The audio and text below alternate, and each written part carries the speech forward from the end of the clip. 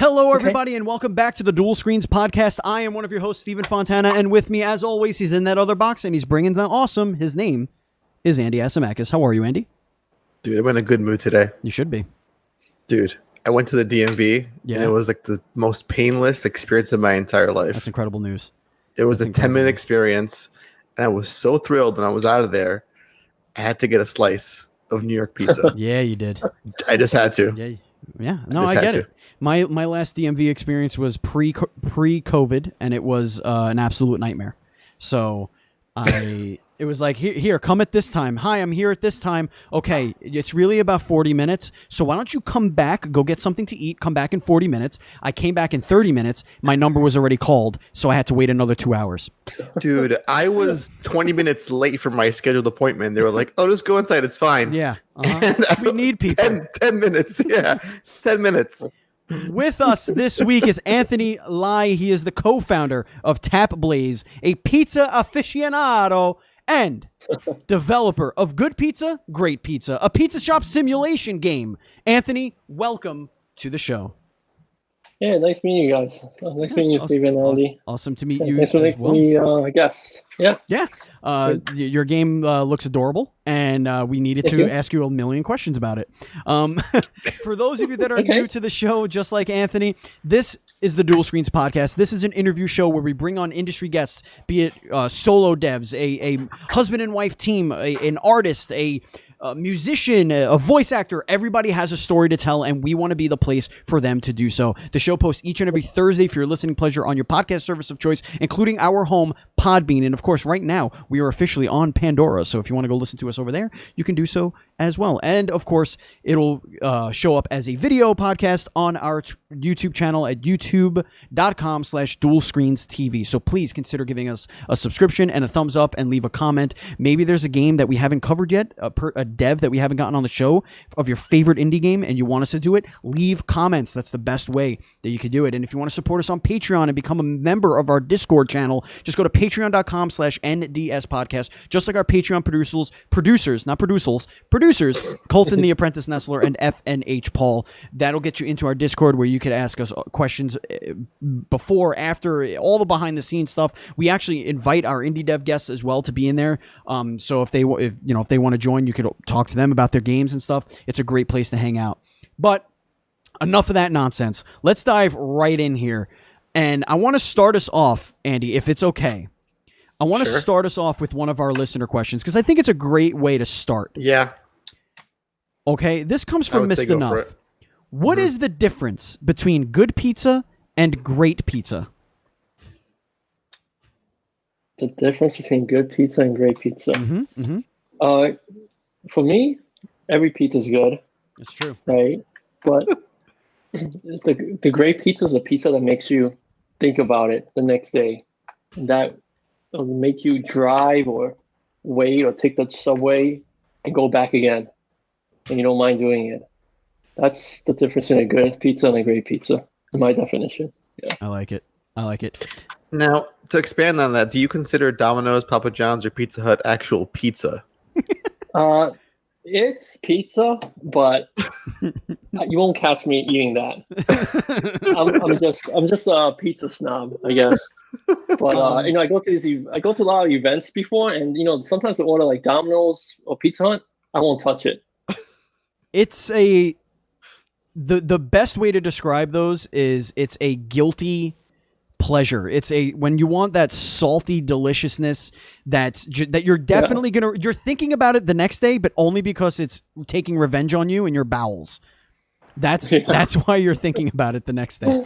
But you guys came out at TapBlaze. You came out with this game, Good Pizza, Great Pizza. It's a pizza shop simulator. What else can you tell our listeners who have never heard of the game or anything like that? Tell them what is Good Pizza, Great Pizza. Well, the whole idea behind Good Pizza, Great Pizza is it's just a simulation game. And my whole life, I just liked simulations. It just lets you learn about a new role, something new, right? While being immersed in it. So that was kind of what the whole vision for Good Pizza, Great Pizza was I grew up in Queens. me and my brothers and my friends, we ate pizza like every week at least, right? And our favorite shop is Gino's in Elmhurst on Broadway. Near the public library. It's still open, after 30 years or so.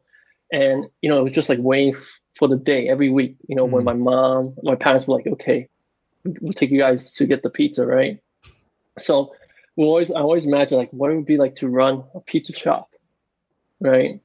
And yeah, that's kind of the thesis around Good Pizza, Great Pizza was, I wanted to learn more about pizza, like what's involved in making it. Because just because you eat it doesn't mean you know how to make it, right? And secondly, what it is to run a pizza shop, and that has a lot to do with customer service. And growing up, I in a working class neighborhood, a lot of people were doing customer service roles, and I just wanted to know more about it and just be. I think if you were able to simulate that situation, I think it gives you a new appreciation for what other people do, because a lot of times I see people treat workers like not so nice, not so, like pretty rude, and every job is hard, and a lot of people, there's a lot of little details to it too. Yeah, I was in the food industry, so like I get that, but like a lot of these games that do the running a restaurant or running something, they step away from sim and they go into arcade kind of high score type stuff. What are the differences between something that is more of an arcadey like restaurant running game or like a cafe type game? Because I kind of got cafe vibes from this. Like, I'm trying to think of like actual names of games, but like I got this very, very chill vibe from this thing, that it's less about rushing to get orders ready and like beating a high score and beating a timer. Otherwise, you're gonna get angry customers. But it's more about there is rush and there are angry customers. Well, that's what I wanted to ask. What separates this from those types of games? Yeah, so when we were working on Good Pizza, Great Pizza, I mean, this is like years ago, 4 or 5 years ago, almost all the cooking simulation games were like what you described was basically time management games, and where you just like get a bunch of customers and, and there was no dialogue. It was all just like, a customer appears and they show a hamburger or a drink or a salad, right? And you just like mindlessly serve it, right? Right. And to me, that wasn't very simulation. It was more, like you said, arcade kind of game, like who can get the highest score, right? Who can manage the time better. So actually, Good Pizza, Great Pizza was our third pizza game. So the first one was the reason why Good Pizza, Great Pizza is very has kind of relaxed feeling is it took 3 tries to get to that level. So the first game was just about pizza making, and it was called My Pizza Shop. And in this game, all you did was make pizza, but we kind of tried like Zen-like, where it was just like it was like free. It was like a sandbox game where there was no time pressure. But the problem with that game was no one really cared for it because it wasn't really a game. And then the second game we did was called My Pizza Shop 2. It was it had a gameplay, it had a challenge. Like you had orders, right? But then, for me, that game still wasn't good enough because it was missing something, and it was missing basically the interaction with the customers. So that's why in Good Pizza, Great Pizza we have dialogue. So customers actually come in, and some people might go, "Oh, I want a pepperoni pizza," right? But then sometimes people give you like riddles, or they just say like, "Surprise me," or there's some like random customers to come in and be like, "Oh, can you give me money? Can you help me out?" And it's really based on I think one of the original artists, his experience when he also worked at a pizza shop, and then some other artists that worked on the game, they also worked in customer service, like fast food. And I'll just listen to them tell the stories. Like they're like, oh, sometimes customers come in just ask like, where's McDonald's? They're working at a Hawaiian, like a fast food place, and then someone comes in like, can you tell me where McDonald's is? And like, oh, all right. Or can I just use the bathroom? Right. So it's like really like, I want to say like, it's not weird, but it's just like mundane stuff that only if you worked at a fast food place or customer service would you get to experience. And a lot of the other games won't have this because they think this type of details don't really add to the gameplay. But to us, I think it adds more to the gameplay. Yeah. We had I was just to expound on that. Like when I worked at I used to work at an Outback Steakhouse, and when I first started, I was like a busboy, whatever, in that. And I remember my manager. I was in the kitchen, and my manager said, "Hey, can I get a soup? Let me get a hot bread. Let me get a soup." And I think it was like maybe some French fries or something. I don't know. It was little stuff that you could easily just put in a thing. And she was like, "It's for Henry," I think his name was, or something like that. And I lived in this neighborhood my entire life, so I know almost everybody in this neighborhood. I worked, the restaurant was literally 15 blocks away from my house.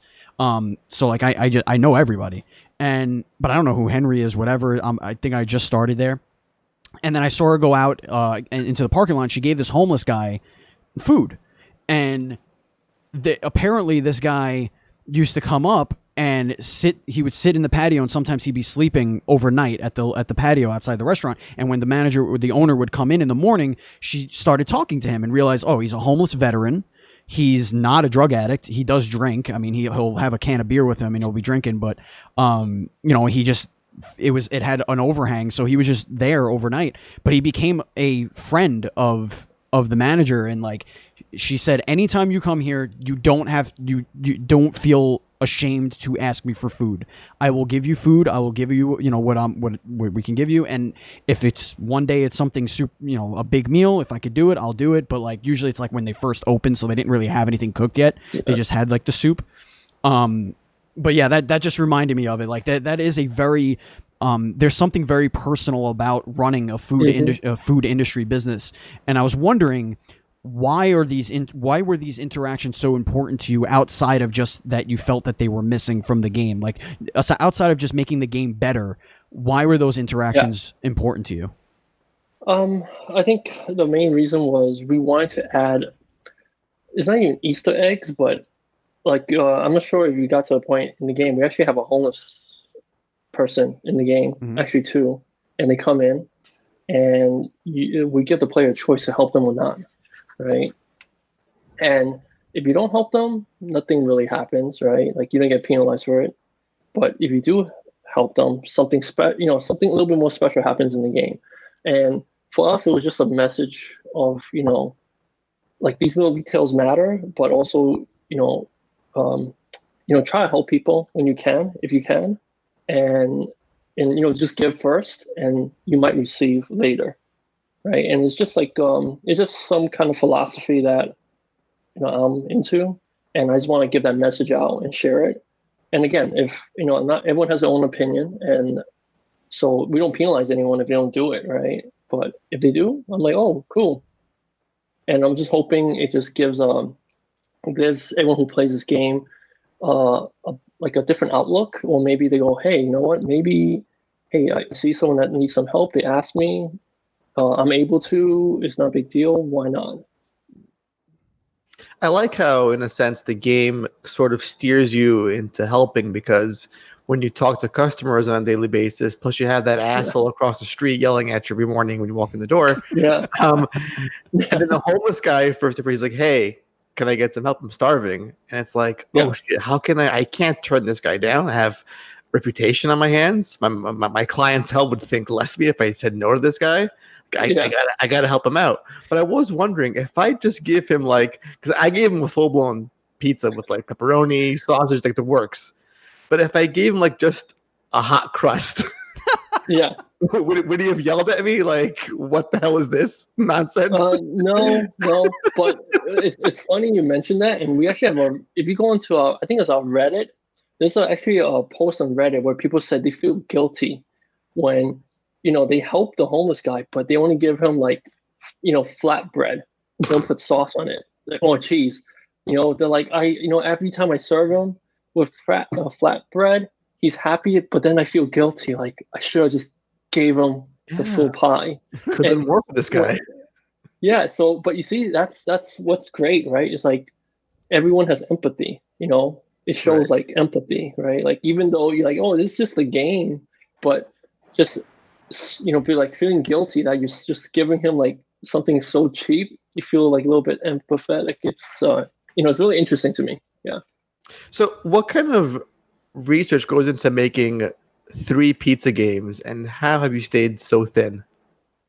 Me, I just have a fast metabolism, but I mean, yeah, I like I mentioned, you guys, I grew up in Queens, New York, whole life, so yeah, I just ate pizza every week and try so many pizza places. So I just really into it. And in terms of research, we got lucky because we just, one the original artist, he worked at a pizza shop, and so once I heard he worked at a pizza shop, I was like, all right, we need to hire you. Tell me the stories, right? And then we worked with a writer and then some other writers to like develop it further, make it into a game. And yeah, and you just like thing like that. Like for me, pizza, it's just it's just I'm just so used to it. You just understand. You understand about it enough, I think. And then for me, it's also about asking questions to the shop owners. So I mean, sometimes I'll go to a pizza shop. I'll sit there and I'll just observe other customers ordering food, how the pizzeria owner or workers serving it, how they're interacting, right? And most of it's really mundane, right? Usually it's nothing ever, every time observing, I never see anything crazy happen. It's more always like someone comes in like, hey, can I have a slice, 2 cheese slices, and a Coke, right? And then they pay, it's kind of boring, but yeah, just observation. Listen, that's a great job. Just to watch people order pizza all day long. Yeah. I'll get paid for that any day. Pizza is one of those things that like it's really hard to not know what you're getting yourself into in that transaction. It's like you go, you see everything right there. If something doesn't look good to you, you know it before you put it in your mouth that you don't want to eat that. So you just go, oh, that one. I want that one. And then they heat it up, and then they give it to you, and you go, okay, and you go sit at your table, you drink your soda, you eat your pizza, and you leave. Like it's like this. It's just like a conveyor belt of people who just want something delicious for a few minutes, and it's like kind of an in and out thing. It's not like a situation where you got somebody staring at a menu for 15 minutes. Like you know what you're getting. You're ordering pizza. Yeah. Was there any sort of thought or research put into the phone end of this thing? Because you know how pizza is here. It's I want to say the pizza business is 90% delivery. Yeah. Have you had any conversations about doing something with deliveries or anything like that? Yeah. So bigger actually, the bigger vision for Good Pizza, Great Pizza is, like, we have this community of players that really like pizza, or at least interested enough in the game to be willing to learn about pizza, right? And for me, the next level is, what if you can actually make a pizza in the game and be like, hey, you know what? I want to order this pizza, and then you tap one and be like, hey, send this order to my local pizza shop, right? Oh shit! You went big brain on this one. Wow. Yeah. So yeah, I've been trying to do this. I've been talking to several, random companies and partners. So, but it's a big ambition. Mm-hmm. So yeah, I mean, I think it'd just be cool, right? You just making something that's virtual and then turn it into something real. Almost like 3D printing your pizza. Yeah. Wasn't that one of the first foods they 3D printed? Wasn't it a pizza? I mean, I wouldn't be surprised. I wouldn't be surprised either. Yeah. That's because that food transcends all cultures. Is the pizza? Yeah. Well, that brings another good point. Like, so a lot of people always ask us, like, why pizza, right? For me, I like, I love pizza. I know a lot about it, but also I noticed that pizza is universal. You go to almost any country, they have some form of bread or some sauce and some meat. So everyone knows it. It's familiar, at least somewhat familiar with it, right? Mm-hmm. But in the game, we're kind of pitching. We're not focusing on like New York style, US style pizza, right? Right. But so for me, making a game, it was about how can I reach the most amount of players, and that's why we chose pizza. And another reason we chose pizza was, if you think about it, pizza is like a blank canvas. Mm-hmm. So you're able to, like, when you're like making the pizza, it's almost like painting. You have total freedom. It's not like, I don't know, a burger where it's like you just stacking, right? You can't like tilt it this way, that way, right? So yeah, that's another reason we went with pizza. It's a work of art, is what it is. Yeah. A good until you're there, especially in like a regular conventional oven like that you would find in a person's kitchen, like when you're making it, you don't realize just how much goes into the pizza before it becomes the pizza. Like when my wife and I got a pizza stone, and we were really big into making pizzas way back when we started our relationship, and it would always be too heavy, too oily, and like you start researching, okay, why are the pizzeria pizzas this way and ours is this way? And it's like, oh, because their ovens are like 600 degrees and they only put them in there for like 5 seconds. And also their cheese is dry. They shred all the cheese for days ahead of time, and then they refrigerate it so it comes out dry like a bone. So when you put it on, it just melts and it doesn't just pool all this oil. And like the sauce, they put a thin layer, but some of them pre-bake the dough a little bit before they put any toppings on. It's like there really is an artistry into it. How did you bring that artistry? How do you translate that artistry into the virtual world? Like we don't go into like that much detail about like the dough and the sauce. I think for us, the details is in figuring out what the customer wants, the order, right? And then after that, how to make that perfect pizza for the customer. So it's you layer, how much cheese you put on, how much sauce you put on, and then how you place the toppings. So that's where the skill in the game takes place. Like figuring out what the order is and then being able to execute it, within the, rules of what a perfect pizza is. And in our case, it's 18 toppings, 18 pieces of toppings, right? And it's 6 slices, and 6 slices is a little strange, but the reason we did it was it just looks visually a little bit more appealing than the 8 that people usually do in New York. And also, the original artist, he worked at Costco, and in Costco, if you order a pizza from Costco, they do it in 6 slices. They're like usually, that big. It's like a huge, So, we were playing around with like 8 slices of 6, and then we just thought like 6 just looked right for the game. See, I grew up with 6 being like the medium pie, and 8 is like the large variety. That's what was around here growing up. I'll tell you this right now: do not diss Costco pizza. Because that pizza, let me tell you, it hits a certain spot. Yes, it does it. It's got that thick ass crust. Speaking of, we actually have a question. Where the hell is it? I lost it. Okay. Where'd it go? Oh, besides pineapple, what is the most ridiculous topping to put on a pizza in the game? Now that's because Buzz is taking a shot at me because I don't mind pineapple on my pizza, but he has some issues with that. But he also asks, are there other options like square, round, or deep dish pizza? Not right now. Everything it's all just like New York style pizza, and pineapple is the most ridiculous. I think second most is maybe eggplant. Ooh, okay. You're saying eggplant is less ridiculous than pineapple. He speaks the truth.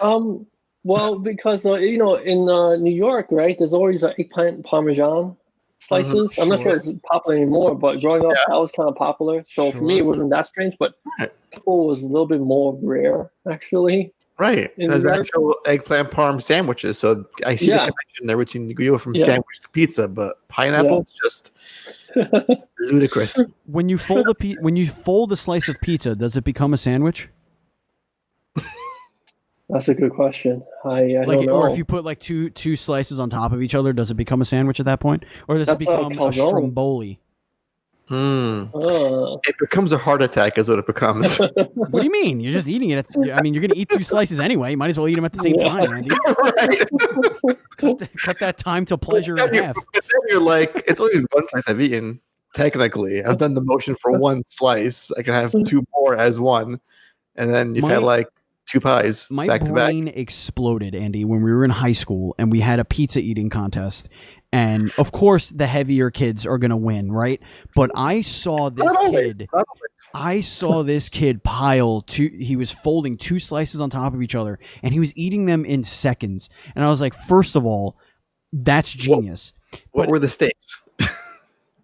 Didn't have to pay for the pizza. I don't know. I have no idea what we were doing. We were dumb. Like we were playing cards and ordering pizza. I don't know. We were just idiots. And the other thing that he used to do when we weren't having a contest, if we were just eating pizza, he ate his pizza upside down, not backwards, upside down. And we're like, why are you doing that? And he would say, because the flavor is on the top of the pizza, so I want that on my tongue.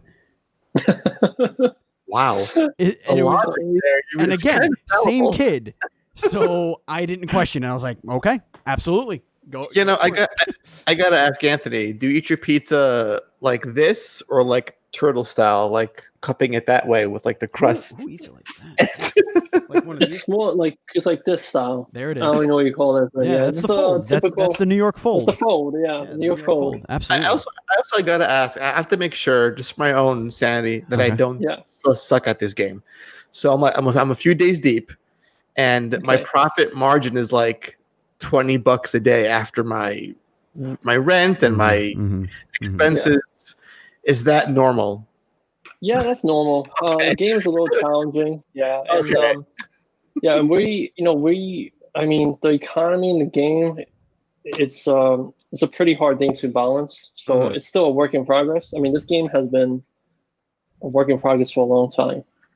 And especially porting it to Nintendo and Steam, because the game originally was a mobile game first, and mobile is free, right? Free to play. So bringing it to Steam, we actually had to redesign the whole economy, and that actually helped because we started working for making a Nintendo version. It made the work a lot less heavy because we already had the Steam economy kind of optimized. But as you can see, the profit margin is pretty low. So we're still working, improving it. So you're still going to be like changing things and keeping the game updated and stuff like that? Yes. What kind of roadmap do you have for it? Well, right now, mobile is still our main focus because mobile, we just have a huge fan base, a huge player base that play the game constantly. And right now, our current roadmap is every year we kind of release a new chapter. So, last year we did chapter 3. This year, we're trying to finish chapter 4. It might be a little hard, so it might get delayed because we had the Nintendo publishing to get done. But in the meantime, we are working on more events for the game. So what that means is, for example, right now, not on the Nintendo version yet, but on mobile, this week and next week is a gardening event. So basically, in the game, you have a community garden that you can use to grow your own toppings. Wow. Are you growing your own pigs to slaughter for that delicious chopped bacon? No, not that realistic. I mean, for me, it was like, if I had a pizza shop, say in New York City, right? I'm thinking like, what would I do, right? Like, you can order ingredients, but everyone's into like, especially like the younger generation, they're into like organic, like farm to table. Yeah, so exactly. So I'm like, hey, you know what? What if I had a building in New York City, either the back alley, I'll make a little garden, grow some basil, grow some tomatoes, grow some whatever, and I'll make that the special for the day. Right. Nice. So that idea just went into the game. So right now there's an event going on in the game where you're able to use a garden, and we're using that event to learn what players like and what they don't like, and also for us to experiment. And then if we like what we see or we have better ideas, we'll kind of try to integrate the gardening mechanic into the game. Because right now in the current game, you get an eggplant from this like botanist, and it just sits on your counter, and then every few days you like water it, and then it grows some eggplants for you. But we want to take that idea and kind of make it bigger. So I want to move back in time a little bit and talk about how you got into game development. Where did your career start? Did this start as like something that you did in school? Is this something you did on the side? How did your career get started? Well, all right. So, growing up in Queens, I was always into science and stuff. And so actually, I did the whole route. I did a whole engineering route. I went to engineering school in New York City, and then after that, I moved out to California to go to grad school for engineering. Did that, and then I lived the dream of like, oh, I want to be a no, I like there's a guy called Howard Hughes. I'm not sure you guys familiar with him, Mhm. Right. but it's like basically what who Elon's trying to be right now. But anyway, this guy was a great engineer, right, visionary, and I always admired him growing up. So I was like, wow, I want to be like get to that guy's level, or at least somewhere near that level. And I eventually started working at his research lab in Malibu. It's called Wow. Hughes Research Lab. But after a few years, I just kind of bored of it. And the reason why I got bored of it was I was working on all these projects, but no one was using them, or I didn't know who was using them, right? Or either be put on a shelf. And for me, it was more about, what, I want to make something creative, right? Because the stuff as an engineer I was working on was actually pretty creative. Like we're giving a problem and you have to solve it, and it's up to you to solve it. So that was very creative. But like after you solve the problem, you make the product. Who's using it? Like, it never got any feedback. And growing up, one thing my brothers and I always did was eat pizza and play Nintendo, Sega Genesis, Super Nintendo, just name it, N64. We had all the systems, and it was really fun times. And I remember back as a kid thinking, wow, it would be cool to like make a game and get it on Nintendo, right? But as a kid, you just think that's like impossible because you need a big company. You got to connect with Nintendo, right? And I don't know how to program at all. Like as an engineer, like wasn't a programming software person. I was a hardware person. But yeah. So after working engineering for a few years, it's like this is not for me. I don't see myself doing this forever or for too long. So yeah, my talk to my brothers, and they're like, hey, they supported me. They're like, hey, why don't you just try it, right? So I quit my job. I did a few random things like freelance things on the side, and then eventually I came with the this is 2011, I want to say, and I know I wanted to make games or make software, but I didn't know how to, and I didn't know how to publish games. But then I noticed everyone's using iPhone and Androids, right? And then I did some research and I found out, hey, anyone can be a game developer right now. You can just pay $99 to Nintendo, to Apple, or to Google Play, $25 at a time. And then as long as you make the game, you can publish it. And then it's up to you to do the marketing. And the first idea I had was actually a cake decorating game. And the reason why was 2011, everyone was talking about cakes. There was always like Cake Boss and Cake Wars. Yep. Yeah, I was really into Food Network. That's all I watched. Like, in grad school, and even when I'm just working at home, Not a fatty. Yeah. How you and your food, man. yeah. So I knew all the shows on Food Network. I knew everything, and I was like, you know what? Everyone likes cake, so let me just try to make a cake game because and I was like, just try. So I hired a programmer, I hired an artist, I gave myself a budget. I got something made, and then I just published it on Android, and then I just learned about how to do the marketing, and then it just kind of took off, and then I just slowly made more games, and then eventually I wanted to make pizza games, and so I started making pizza games, and that's kind of how it got to be where I am today. Yeah, it just the momentum just kept building, and I just kept wanting to do better. Yeah. So you're on Nintendo now. Yeah. How's that feel? Yeah. That's. I mean, it's awesome because it's like that. Growing up as a kid, I was like, wow, how do you make a Nintendo cartridge, right? Like, how they get this game in here, right? Like, growing up, I like Battletoads, Super Mario. That's actually one of my favorite games. Was like a game called Street Fighter 2010. Oh boy, it's like That really game was so bad, but so good. Oh boy. Yeah, and I still remember it because there was this like place in Elmhurst. It was like a Job Lot, I think it was called. It was almost like before 99-cent stores. It was like where like the products that couldn't sell, they would like resell it. And we saw like Street Fighter 2010. Like we never heard of it, but it was like a bunch of them, and it was really cheap. My mom was like, "All right, you guys want it? Fine." We bought it. Didn't have any expectations for it, but it was just fun. I don't know why. I mean, it has horrible reviews, but for me, like to this day, I still play it. Maybe at least be on it, just to like live that nostalgia. You know who made that game, Anthony? Who? That was Capcom. Yeah, I know it's Capcom. Yeah, I know. And yeah. Capcom also made a game about the Noid. Remember Yo Noid? Yeah, I know. You see where I'm going with this? Do you see? Yeah, I didn't know that. So 6 degrees of separation here. I think we need some Noid in your pizza games. Just saying. He's been out of work for a long time. He has been. A friend of mine has a mask, has a face mask with the Noid on it. Oh wow! He's like, now. Hopefully, nobody will talk to me now. It was his caption. The fucking Noid. How annoying was that thing? And I can't believe they had a game too.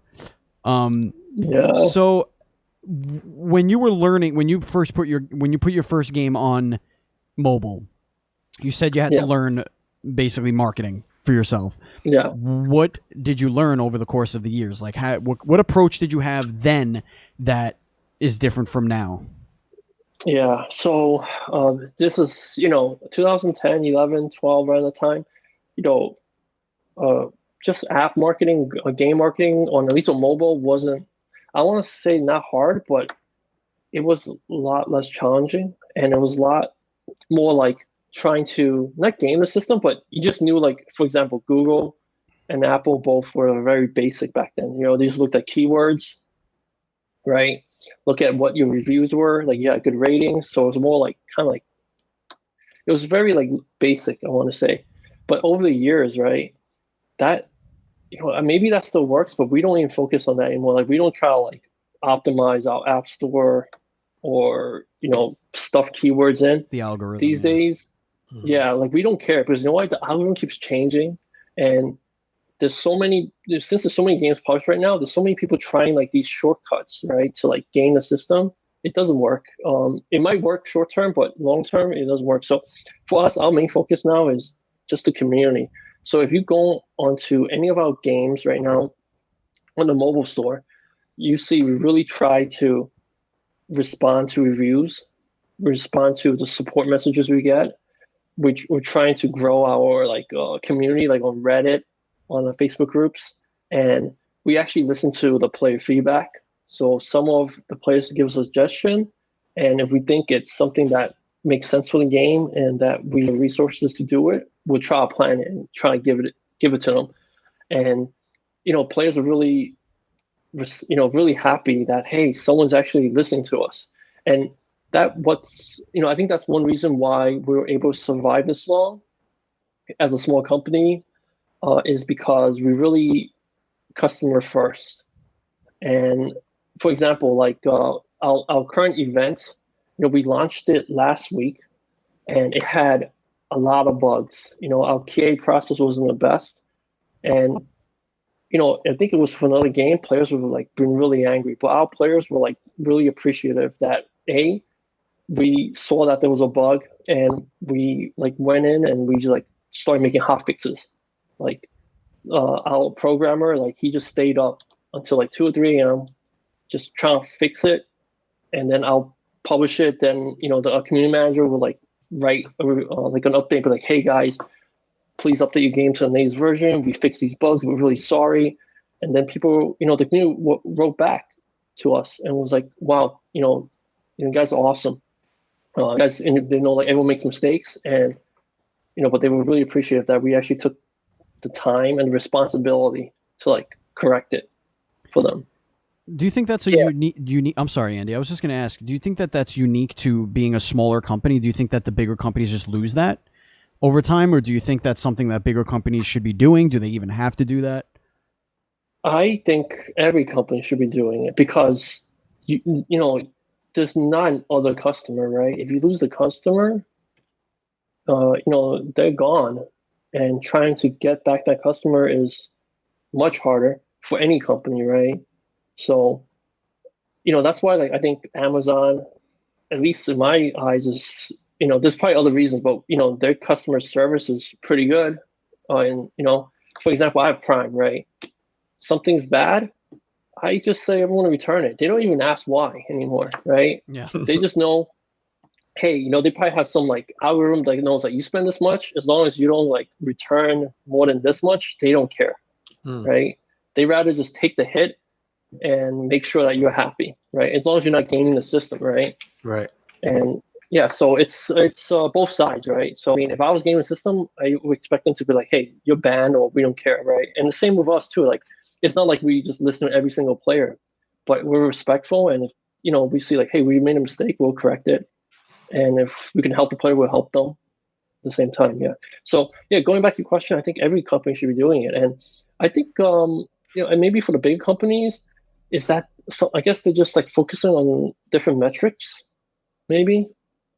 Our main metric for the company is how many players are playing our game. Like, that's it. Like, we don't look at, like, we look at other metrics, but that's not our focus. Like, we never go like, hey, for the next release, let's try to like, increase the revenue like 5 times or whatever, right? It's like, hey, if we do this update, will the players be happy? Will more players like stay long in the game, play the game more, tell their friends about it? So that's, kind of our metric. Have you guys ever thought of launching a real-life pizza news network? And if so, can Steven and I be the hosts? I'm down with that. Yes, definitely. I thought about this, yeah. And there's, actually, you guys can look them up. I think there's actually 2 of them, but one of them I know is called PMQ Magazine. So if you actually work at a pizza shop or you own a pizza shop, it's more a B2B kind of magazine or newsletter. And basically, you just talk about pizza. It's all about pizza news. What's it called? So just check them out. Yeah, just type in pmq.com. I think it's pmq.com, yeah. But it's pizza, yeah, pmq.com. Steve, who I know who runs it, he's great. Gave me a lot of, asked me a lot of questions. Oh my gosh. And it's all about pizza, right? And, it's more for the people who run the pizza business, but it's pretty interesting.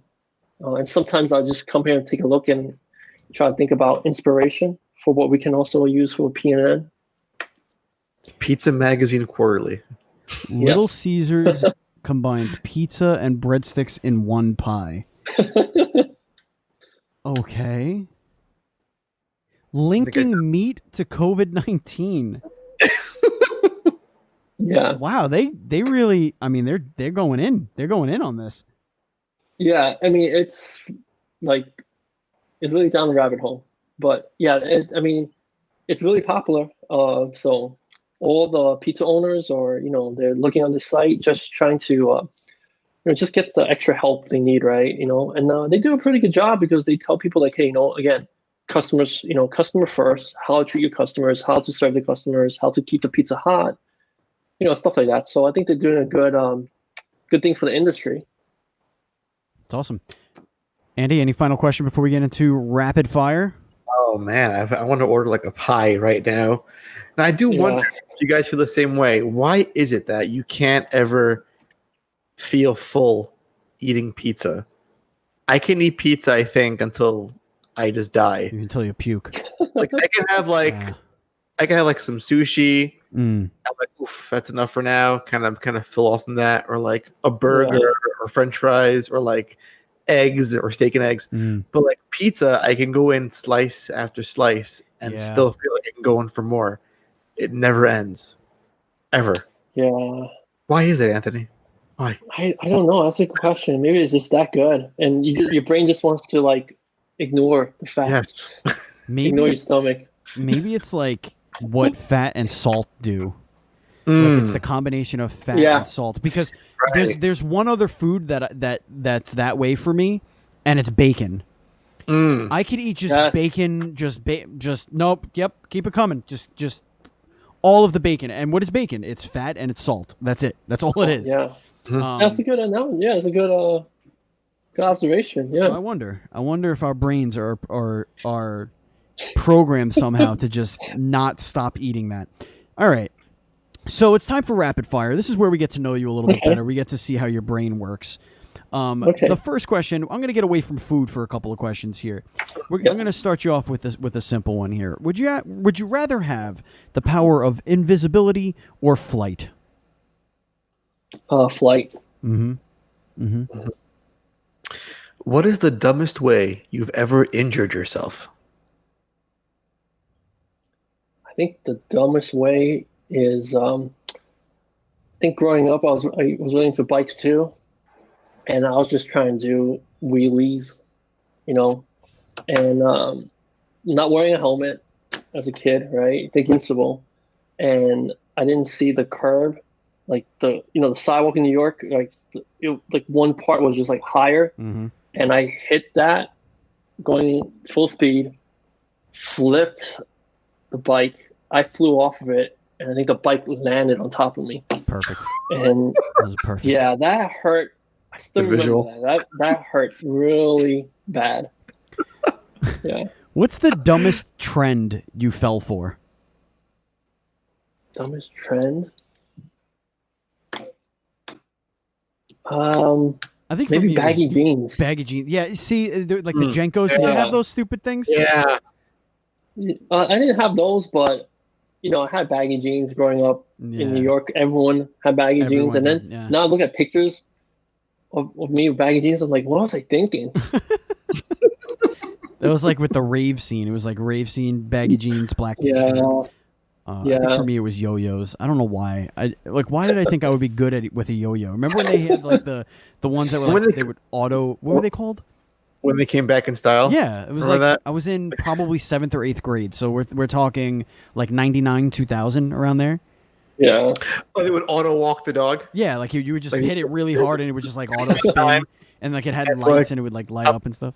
So cool. Dunkin' yo-yos. Sure, yeah, we'll go with that. Yeah, Dunkin' yo-yos. Yeah. What's something you believe without evidence? About evidence? So it's a thing that you know in your heart of hearts that is true, but there's no evidence for it. That people in general are good. I mean, I think so. I mean, that's what I believe, and that's what I hope for, right? That's what I believe. What's the best slice of pizza you ever had? Best of pizza, it has to be Gino's at Elmhurst Broadway, just a regular cheese slice. And I think it's more nostalgia than anything. But yeah, to me, every time I'm back in New York, I have to go back there before I leave. Yeah. Would you rather be a reverse centaur or a reverse merman? Reverse centaur or reverse mermaid. That's basically BoJack Horseman. Yeah, you get the horse parts on top, they get the human half on the bottom, or it's the merman top and your human legs. Fish head, human legs. I think the centaur, because I don't like water. I can't swim. Yeah, Neither can I. Gills would be Can really I? annoying. Yeah. What is the most daring thing you've ever done? Daring thing I ever done. He quit his job as an engineer to make pizza games. This is not inaccurate. I think most daring, or maybe not daring, but maybe looking back most stupid is grow up in Queens. It wasn't a great neighborhood, so people try to mug me at least 3 times, but no one ever took anything from me because I just said no, or I just stood my ground. But looking back now, knowing that I'm not invincible, I'm like, it was pretty dangerous back then. But I remember one time this kid, Street Fighter was in Mortal Kombat was really popular, and I'll sneak out and play arcade games. And I went to this one big place, and then these two big, I was like maybe 8th grade, and they're probably high schoolers. They came up to me like, "Hey, give me your money, give me those quarters," right? And I looked, they looked at me and they're like, "Give it to me. I want to punch you in the face." I'm like, "Go ahead." I'm like, "Giving it to you." And I don't know why, but I just looked at the guy, and the guy looked at me. He just started laughing, and he just left. Oh my god, dude! The same thing happened to me twice when I was a kid, and they both involved my bike. Yeah, It was and another just, time someone tried to steal my bike. Yeah, it was give me your bike. I was like, I'm sitting on it, and no, and they would laugh. And I think it's mostly like, if they'll give it to me, great, but if not, I'm just gonna walk away. Now you said you snuck out to play a game, to play Street Fighter. Yeah. Expound on that a little bit. Were your parents like, you can't play video games? You can't waste money at the arcade? Yeah, it was more like grew up in a Chinese family.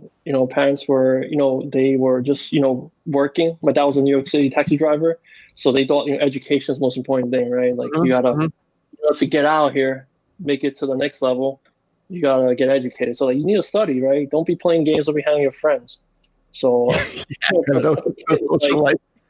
but you don't care, right? You don't care about that stuff. You're like, whatever. Yeah. I mean, so me and my brothers will sneak out here and there. We'll make up stupid excuses like, hey, we gotta work on this like side project with our friends, right? And then instead of going to our friend's house, we'll just like go play video games. Wait, I gotta ask you one last follow-up question before you move on, Steven. Did they ever bust you at the local arcade and then by the ear grab you and pull you out in front of all your friends? No, but one Just time. Great. No. Cool. Yeah. Dummy. Soup or salad? Now it'll be salad. Makes sense. Oh yeah. Based on your damn habits. Like what those arteries must look like. Oh, here's a fun food question. Would you rather have edible spaghetti hair that regrows every night, or sweat maple syrup? Oh wow. I guess the maple syrup. At least I can clean it off easier. Right, but if it was like pizza crust dreads, you'd be all about that. All up in there. Yeah.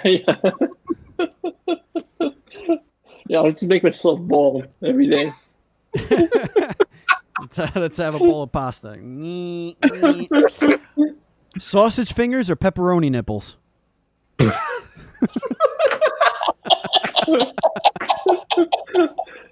I'll go sausage fingers for now. Can I nominate that for like an always question in this segment?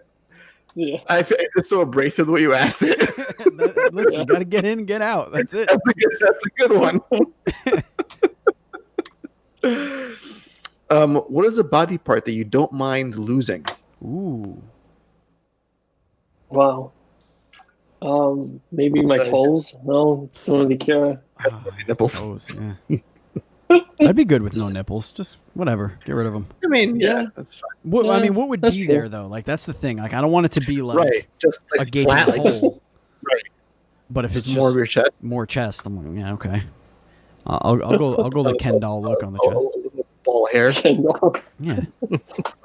Were you a G.I. Joe or a He-Man guy? G.I. Joe. Yeah.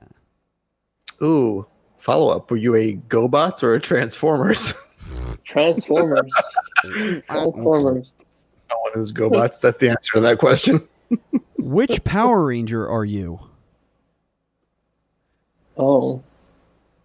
Actually, I was never into Power Rangers. Yeah, you're a little bit. I could tell you were a little bit older, but if you were to assign a, let's say, Zord and color to yourself, yeah.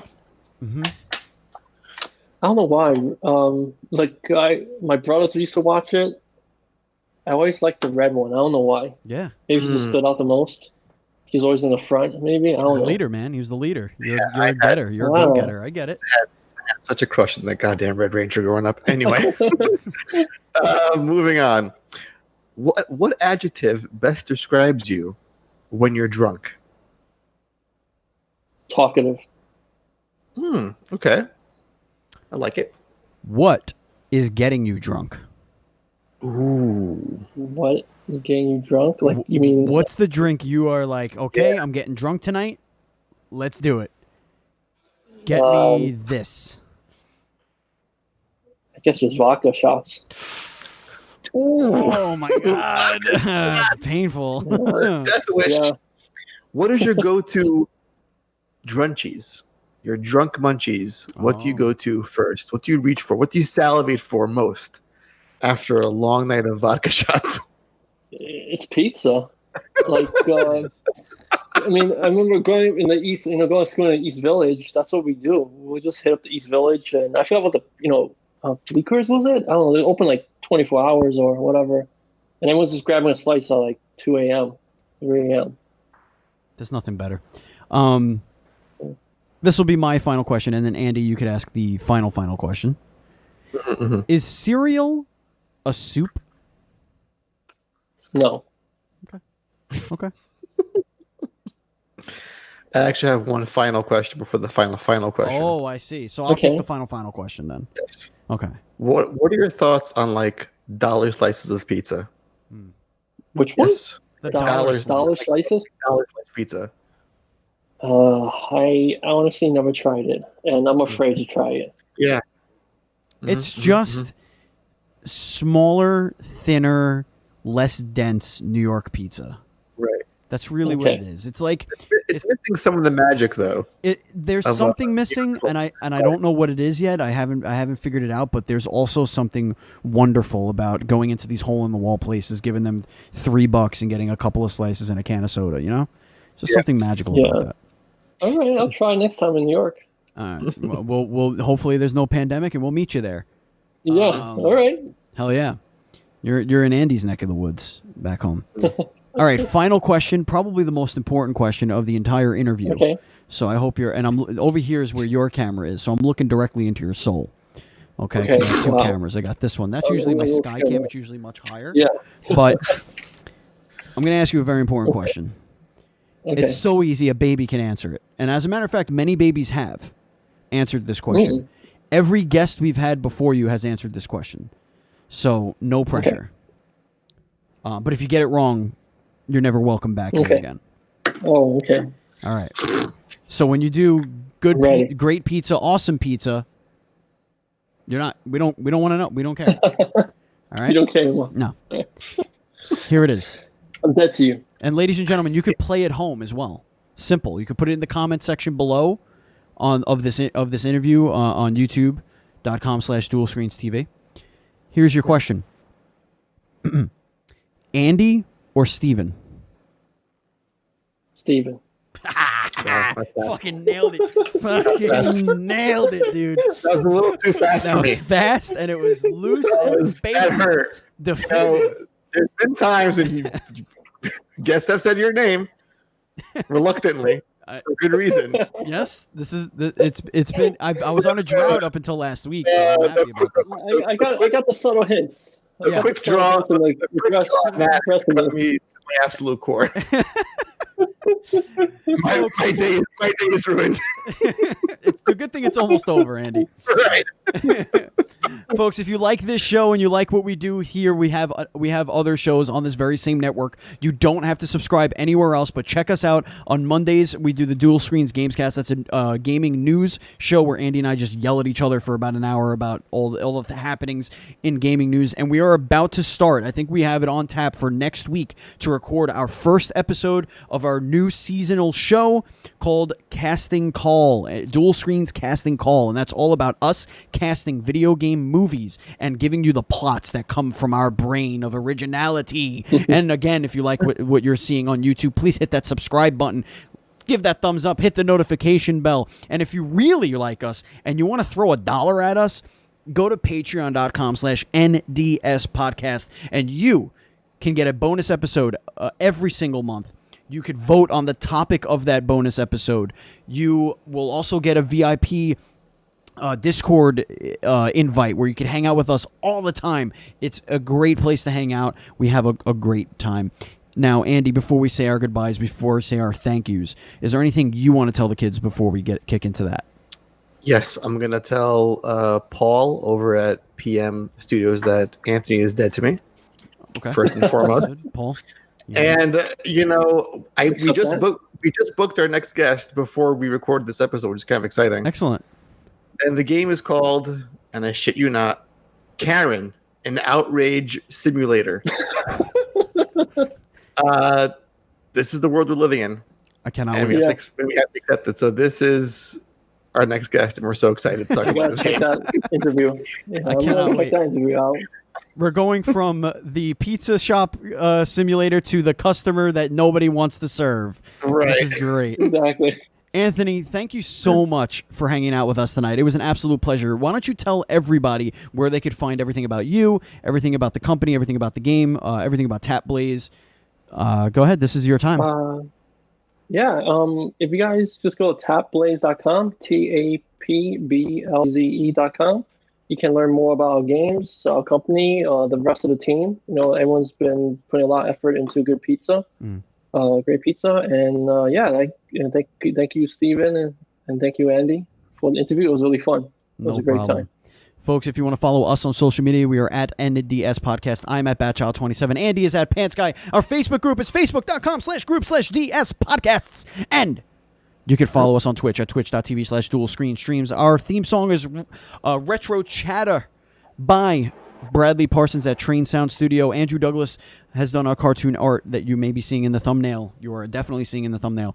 And Matt Murray has done our logo and our overlays. Thank you so much, everybody, for hanging out tonight. Thank you, Andy. Thank you, Anthony. That's going to do it for us. And as always, please be excellent to each other.